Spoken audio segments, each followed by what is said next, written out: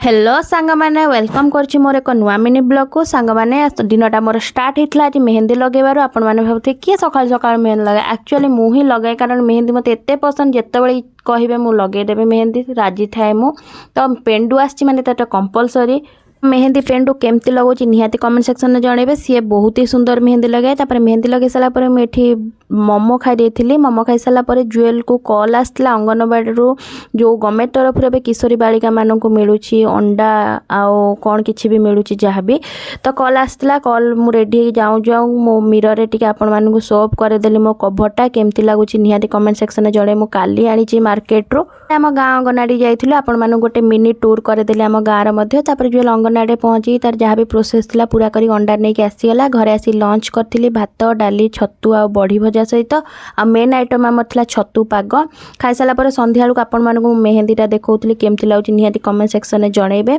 तापर रुटी भजा तरकारी खाई मो डिनर एंड करथिला आज एमती किछि थिला मोर दिन रहिली जय जगन्नाथ।